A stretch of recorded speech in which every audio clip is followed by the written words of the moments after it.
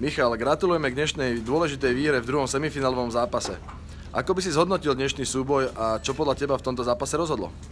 Tak bol to veľmi náročný zápas, ale myslím si, že sme mali hernú prevahu počas celého zápasu a myslím si, že sa to odzrkadlilo aj na výsledku a dôležité je, že odchádzame z Bystrice do Martina. Čakajú vás teraz dva zápasy v Martine. Na čo si budete musieť dať najviac pozor v martinskom burlivom prostredí? Samozrejme, nečakáme nič jednoduché. Vieme, že Martin má výborných fanúšikov, ktorí budú hnať dopredu. Oni dajú do toho určite všetko, ale my sa sústredíme na ďalší zápas, ideme krok za krokom a pre nás je ďalší cieľ získať ďalší bod. Už 5 sezón pôsobíš v KHL v drese Slovana Bratislava. Ako vnímaš rozdiel medzi týmito dvoma ligami?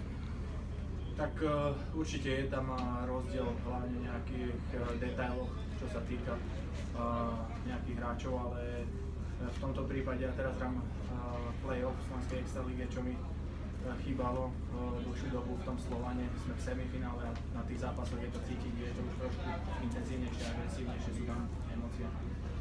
Vieme, že si podstúpil operáciu očí v očnej klinike iClinic. Ako sa cítil bezprostredne po zákroku a ako vnímaš túto operáciu s odstupom času? Musím sa priznať, pred zákrokom som mal trošku obavy, predsa sú to len oči, tie má človek každý len na jeden pár, ale potom vlastne som veľmi rád, že to dopadlo veľmi dobre a veľmi mi to pomohlo. Michal, ďakujeme za rozhovor a držíme palce v ďalšom zápase semifinále.